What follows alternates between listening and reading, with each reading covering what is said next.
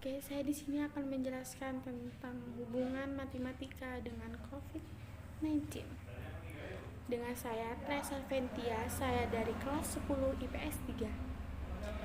Saya mendapat sumber dari video ini dan saya mengambil inti-intinya aja biar supaya video ini tidak kelamaan dan bisa dipahami. Jadi saya akan jelaskan itu secara matematis populasi COVID-19 itu bisa diterapkan dalam model SIQR. Bagi kalian yang belum tahu SIQR itu apa, saya akan menjelaskan, yaitu S itu adalah orang yang sehat yang rentan terinfeksi. Jadi S ini sangat mempengaruhi lajunya beta. Jadi kalau betanya semakin besar, berarti orang tersebut tuh semakin sering bertemu dan membuat acara gitu loh.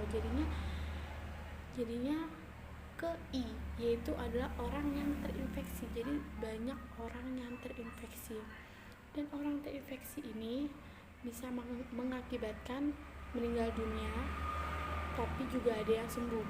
Nah, orang yang sembuh itu harus dikarantina total atau yang disebut itu recover atau R.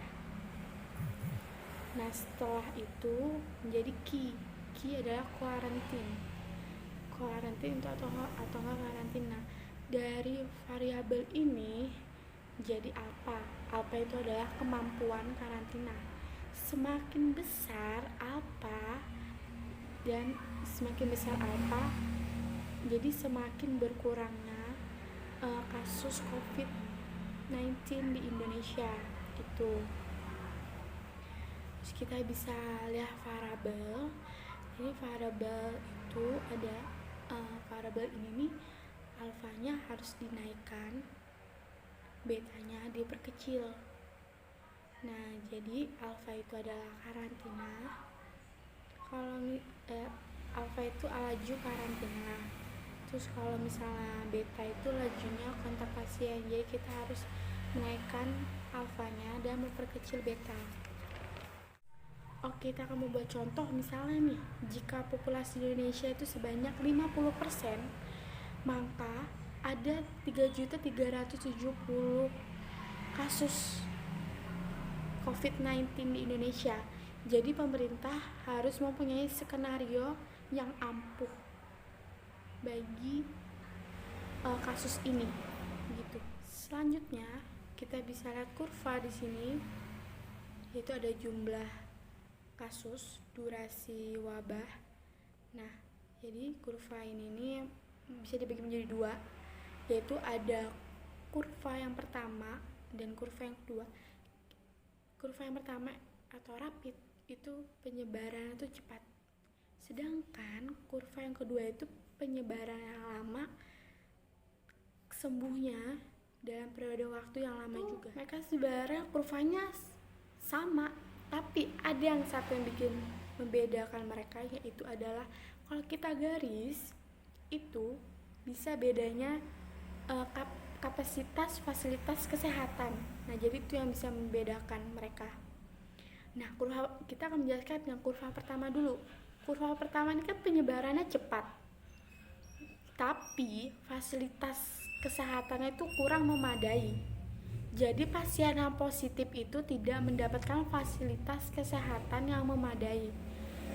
Jadi di kurva pertama ini banyak orang yang meninggal karena kekurangan dokter, perawat, atau mungkin obat atau fasilitas, pokoknya fasilitas rumah sakit lah.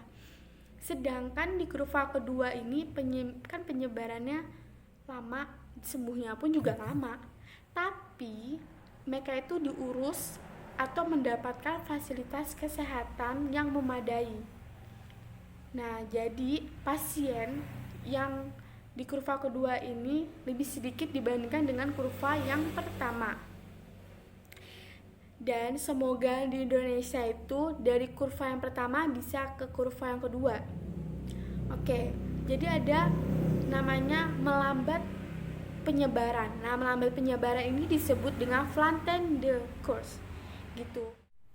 Oke, sedangkan kasus COVID-19 sendiri di Indonesia itu bersifat eksponensial, di mana pasien itu bertambah 2 dikali 2 dalam setiap harinya.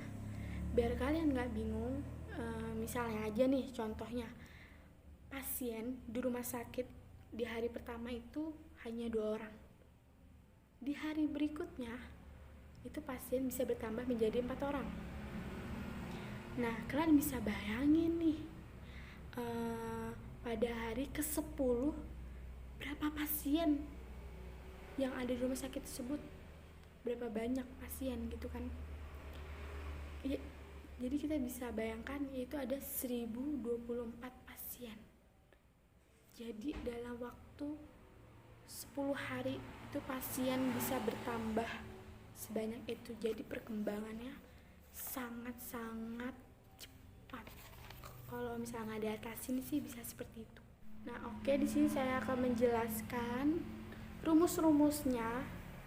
Jadi yang pertama itu ada NH atau jumlah kasus per hari. Sedangkan ada R jumlah rata-rata orang yang bertemu pasien positif yang udah terkena COVID-19. Dan P itu ada peluang tertular orang yang bertemu pasien. Jadi kita bisa merumuskan, yaitu ada delta NH sama dengan NH dikali R dikali P. Nah, selanjutnya ada NH plus 1 sama dengan NH plus NH dikali R dikali P. NH ditambah 1 itu adalah jumlah total orang positif di hari berikutnya. NH sendiri adalah orang yang positif di hari sebelumnya. NH dikali R dikali P adalah pertambahan kasus per hari. Oke, jadi kita bisa mengeluarkan rumusnya, yaitu NH plus 1 sama dengan 1 plus R dikali P NH. Itu hari pertama. Di hari kedua kita bisa merumuskan NH plus 2 sama dengan 1 plus R dikali P pangkat X NH. Bagaimana kalian pasti bingung kan? Ya kan? Bagaimana caranya mengurangi NX? Yaitu dengan cara mengurangi P dan R. Nah, P tadi kan peluang tertular orang yang bertemu pasien positif kan. Nah, itu bisa cara mencegahnya itu dengan menggunakan masker pada saat kita keluar rumah, dan mencuci tangan, hidup sehat. Kalau misalnya kita nggak cuci tangan juga, kita bisa dipakai hand sanitizer. Nah, kita bisa menggunakan itu. Kalau misalnya di sekitar kita nggak ada air gitu kan, bisa menggunakan itu. Jangan lupa juga kemana-mana harus pakai masker. Jadi maupun itu sebentar maupun itu lama itu kan, tapi sih diusahakan kalau kita keluar rumah itu sih diusahakan jangan lama-lama ya, biar nggak cepat tertular. Sedangkan R tadi itu kan jumlah rata-rata orang yang bertemu pasien COVID kan. Nah, itu mencegahnya bisa cara dengan social distancing dan dengan stay at home gitu. Jadi sebenarnya kita tuh boleh keluar, cuman bentar, dan jangan lupa social distancing gitu, jaga jarak 1 hingga 2 meter. Pokoknya jaga jarak aja ya. Jaga jarak, gunakan masker. Kalau misalnya hal yang kita nggak penting banget tuh kita keluar, itu jangan keluar. Jadi stay at home. Kapan lagi gitu kan kita menyelamatkan bumi dengan cara rebahan di rumah atau diam diri di rumah? Kapan lagi dengan kesempatan ini? Jadi gunakan sebaik-baiknya kesempatan ini dengan cara stay at home. Oke, jadi saya di sini akan menjelaskan tentang contoh soal biar kalian gak bingung. Jadi contoh soalnya yang ini tidak melakukan social distancing. Jadi diketahui ada pasien positif dalam satu hari ada 50 orang. P-nya sama dengan 1% sama dengan 0,01. RP-nya 50 dikali 0,01 sama dengan 0,5. Terus NH-nya sama dengan 100.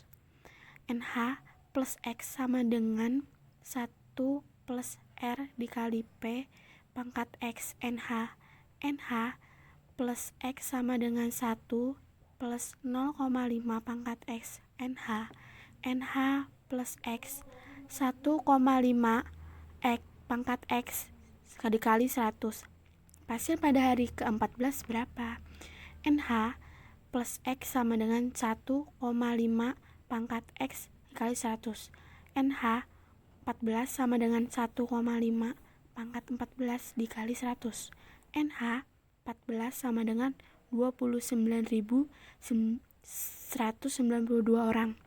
Nah, sedangkan sebanyak itu kalau kita tidak melakukan social distancing. Soal berikut adalah soal yang kalau kita melakukan social distancing. Diketahui R sama dengan 10 orang, P sama dengan 1% sama dengan 0,01, RP sama dengan 0,1, NH sama dengan 100. Nah, pasien pada hari ke-14 berapa? NH plus X sama dengan 1 plus R dikali P pangkat X NH. NH plus X sama dengan 1 plus 0,0 pangkat X dikali 100. NH 14 sama dengan 1,1 pangkat 14 dikali 100. NH 14 sama dengan jadi 379 orang. Nah, bisa lihat kan perbedaannya itu sangat jelas. Oke, jadi kalian bisa lihat kan gimana kalau kita melakukan social distancing sama enggak gitu kan. Kayak perubahannya dan perbedaannya tuh sangat jelas dan banyak banget perubahannya. Kita kayak pasien positif itu kalau kita nggak melakukan social distancing tuh banyak gitu. Sedangkan kalau kita melakukan social distancing tuh sedikit, cuma ratusan. Sedangkan kalau enggak ribuan gitu kan. Jadi kalau misalnya nih ya R dikali P itu aja berubah dikit aja, itu grafiknya itu berubah drastis. Jadi kita harus melakukan social distancing dan stay at home. Jadi kalau kalian tuh keluar rumah, kalau misalnya kalian keluar rumah tapi tuh kayak nggak penting-penting banget, tuh nggak usah, tetap stay at home aja. Dan kalau di anu ini nih kita nggak usah nongkrong di luar gitu kan, nggak usah enjoy atau happy di luar rumah gitu, nggak usah gitu. Kita bikin aja di rumah sendiri gitu, kita makan bersama, nongkrong di rumah gitu loh, nggak usah keluar. Itu aja yang dapat saya jelaskan. Maaf apabila ada kata-kata yang kurang berkenan dan kurang jelas, mohon dimaafkan karena gugup banget, nggak tahu harus ngomong apa, jadi mohon dimaafkan. Oke, jadi sekian dan terima kasih, ini penjelasan saya, maaf kalau nggak jelas. Oke, terima kasih telah menonton video ini yang tidak bermanfaat pastinya dong, masa nggak bermanfaat.